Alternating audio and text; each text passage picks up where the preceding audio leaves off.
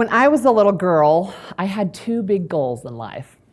One was I wanted to be a mom, and the other one was I wanted to make a difference. So when I was 19, I graduated as a nurse, a registered nurse. I did not have a husband. I did not know what was up with that. At the ripe old age of 21, however, I did get married. At 22, I had my first baby. At 23, I had my second baby. And that's where my life started to change, because that second baby was a daughter born with really significant disabilities. At 24, I had my third child, and I thought my heart and my hands were probably pretty full. What I didn't know is not even close. So my husband, about a year later, so that baby is a year old, the other one was 2, and my oldest was only 3 years old.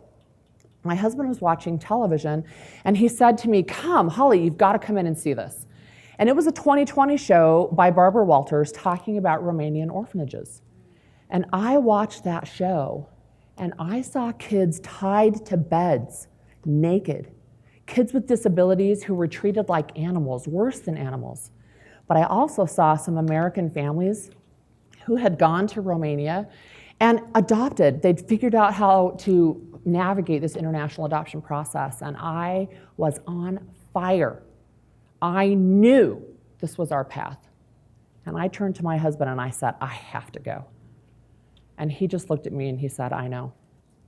And a few weeks later, I was across the ocean and I was in Romania. I took a home study, I took immigration clearance, I took a lot of hope and a lot of fear. It was the scariest thing I'd ever done. I was 26. And it was really frightening. But 8.5 weeks later, I was able to cross the ocean again, and this time I came back with 2 little girls. They joined our family, and I knew that it mattered to them that they had a family. And in case you're thinking it was easy, it was not. I had 5 kids, 4 and under. Okay, my oldest was barely potty trained, the 3-year-old was handicapped, and I had 3 one-year-olds, and 2 of them were disabled. So it was a year that I barely remember. But even though I was thrown in the deep end and I kind of was dog paddling, just trying to survive, once my head kind of cleared and I was able to catch my breath again, I thought, gosh, I could do that again. And so we did. A couple of years later, I found myself in Russia, and I was adopting a little girl. And the orphanage worker shook her hand and said, "This is a bad baby. Why are you adopting a bad baby? There are good babies here. Why don't you get a good baby?" Do you know why they called her a bad baby? She was missing some fingers and toes. That's it.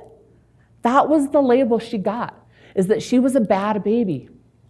Well, I knew that our family, even though we are not perfect, that we could make a difference to that child. She grew up. She graduated from high school with great grades.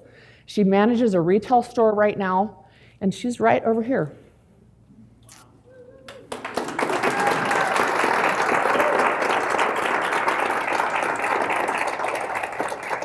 It made a difference to Christiana that she was able to join a family. A few years after that, we had an opportunity to adopt a newborn. The problem was this newborn was dying. Her birth mother was so addicted to meth that she was dying inside. And when she was born, the doctor said to us, she has maybe a 5% chance of survival. And what I learned later is that's code for she is not going to make it, but we're not going to tell you that yet. So I watched her lay in her hospital bed and go through withdrawal, suffer to try and breathe, and she did come home. 7 weeks later, she was back in our home, and 18 years later, she's a high school graduate. She played on her varsity basketball team. She's a photographer, and earlier this summer, she crossed the ocean with me to go volunteer in an orphanage. She's pretty awesome, right?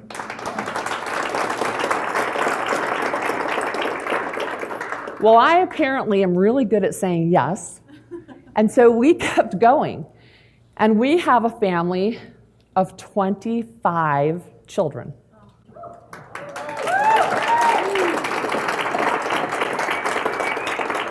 They range in age from 3 to 31. There's all kinds of abilities and disabilities, all kinds of colors. They ended up coming from 8 different countries. And we love it. But I don't want you to think that it was easy. So at our peak, we had 20 at home at one time. They were ages 1 to 17. I had 4 in diapers. I had 3 in wheelchairs, right? And people ask me all the time, did you plan a family like this? And I'm like, heck no, who plans this? So you can imagine that I have been overwhelmed in my life. And I've looked for ways to help fix that overwhelm. And you may not have a family like mine. They're pretty rare, right? They do happen. But I'm pretty sure that you've felt overwhelmed in your life before, and I'm going to share with you what I found to be the best way to help that. There's 2 things, really. One is I keep a list of things that I'm grateful for, right? I have traveled to some of the poorest countries in the world, and it does not take long for me to be really grateful for flushing toilets and clean water that comes out of the faucet. Yeah. So the other thing is service and the ability to do service for other people outside of my own family. And here's the most amazing and beautiful paradox, is the more you serve other people, the more your own burden is lifted. You do not need anything special to go out and serve. You do not need to be a specific age or have a specific income or have a certain type of job or a certain type of skill. I've met people who were 3 and 4 and 5 years old who are doing stuff for their neighbors, and I've met 95-year-olds who are doing things. And I want to introduce you to a friend of mine. His name is Tamer. Tamer is a Syrian refugee. He lives in Turkey. He lived in Syria, and he was doing work in Syria during the civil war that started 7 years ago. He was on burial detail in his city, and he said to me in May when I met him that he sometimes would bury 5 or 6 people a day, and these are people that he knew, right? Well, he made some people mad, and when his office was targeted and bombed, he figured it was probably time for him to leave as well. So he's in Turkey, he lives on the border, and he spends all day, every day, helping other refugees who are in worse circumstances than he is. He drives a taxi in the evening so that he can help pay to help other people. Well, when I met him, he had this ring on his finger, and he kept touching it, he kept clicking it. And I have to ask, right? So I said, what is that? And he said, oh, it's a gratitude counter. And I said, really? And he said, yeah. He said, I click it every time there's something I'm thankful for so that I can let Allah know that I am thankful for the blessings that he's given me. So I asked him, well, how many times a day do you click this? Any guesses? I was blown away when he said his average is 1,800 times a day. 1,800 times a day he finds something to be grateful for. And I think I'm lucky if I can find 3 to 5, right? That's Tamer. I've also had the opportunity to cross the ocean twice this year and go to Bangladesh. Bangladesh is a poor country in its own right, and it's next door to Myanmar. There's been a genocide that's been going on, and Rohingya refugees have been fleeing across to the country that's already poor. Well, one of the stories that I heard while I was there is a farmer, Bangladeshi farmer, average wage $1 a day, cleared trees off of his land so that people could set up tents there, the refugees. And he said, when he was asked, why did you do this? He said, I have enough, and I wanted to be able to share with people who have nothing. There are also children who are there without their parents. Their parents were killed, they've been taken. And I wondered if there was an orphanage. I wondered if they were heads of household like they are in other countries. So I asked our guide, what happens to these kids with no parents? She said to me, the Rohingya welcome them into their families.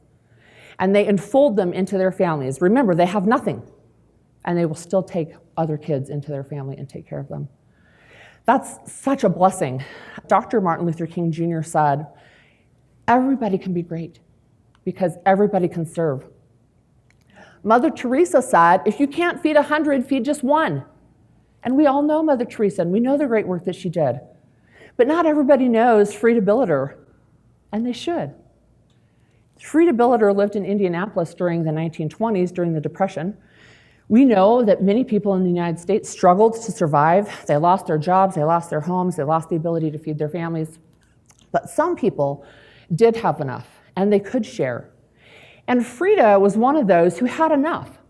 And she made it a point to keep jobs available at her home so that when people knocked on her door and said, "Do you have some food?" she would say, "Yes, but I need you to do this job first." Frida is my great-grandmother. And Frida never started a food pantry. She never campaigned for public policy changes. In fact, she didn't even have to cross the street to serve. People came to her. I have loved watching my children grow up and get a heart for service. My daughter, Katie, worked an entry-level job, saved her money for months, and then spent half of her annual wage to go to Africa to work in an orphanage. My son, Joshua, was able to teach a little boy across the street how to swim. Now, Joshua was born with some pretty significant physical disabilities. He's been in a wheelchair all his life. We didn't think he was going to be able to learn how to swim, and he did. It was kind of scary, actually, because he looked like he was drowning. And he would kind of flop around in the water and ended up figuring out a way to kind of swim like a mermaid, or in his case, a merman. And there was another little boy who had disabilities that were similar to Joshua's. And so somebody came to Joshua and said, "Could you help teach this little boy how to swim?" And he said, "Yes." So the little boy, it mattered to him that Joshua would take the time to teach him how to swim in his own special style. But it also mattered to Joshua that he had an opportunity to serve. Now, I know the problems are overwhelming. I know that you can look out there and say, "Oh my gosh, I don't know where to start. There's so much. There's too much." I know that you may be thinking, "I don't think I can cross the ocean and start an orphanage." Or what if I can't adopt 20 kids? It's really okay. Right? It's okay. You may be thinking, again, like I said before, that you have to be a certain age or have a certain skill. You may think, "Well, when I have time." Well, let me tell you a secret. You're not ever going to get enough time, and you're not ever going to get so much money unless you win the lottery, right? Or you invest wisely. That you're going to have so much that you don't know what to do with it. But the opportunities for service are everywhere. They're everywhere. And you don't need to do something that takes 5 weeks or 5 months or 5 years. You can do something that takes 5 minutes, and it makes a difference. I want to tell you about some people that I know who are making a difference. I know of a great-grandmother who lives in Sandy, Utah, who's made 4,000 quilts for babies all over the world. And she's done it between her 90th and 95th birthdays. Okay? I have a friend, Helen, who's a retired school teacher, who's crossed the ocean twice this year to go work in refugee camps in both Turkey and Bangladesh. I have another friend, Sarah. She's busy with a young family, and she saw the news and what was going on in the world, and she felt like there was something she could do for the kids. And so she created an organization called Dolls of Hope. And in 2 years, almost 12,000 little dolls and bears have gone to children all over the world. I also have a neighbor who lives in our neighborhood, and she serves us by cutting flowers from her garden and then taking them to us so that we can enjoy her beautiful flowers. And we have a neighbor who helped us a few years ago by letting my husband cross the street and helping him build a casket for our daughter. I have a neighbor who knocked on my door a few years ago.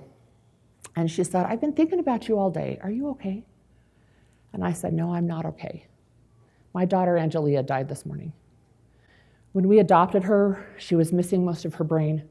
She had seizures, she was blind, and we totally loved her. She was totally adorable. And we benefited and were blessed by that neighbor who took 5 minutes, she didn't even come in my house, to knock on my door and say, 'Are you okay?' Here's my question for you. We have needs everywhere, big and small. Is it your time to cross the ocean or cross the street? Thank you.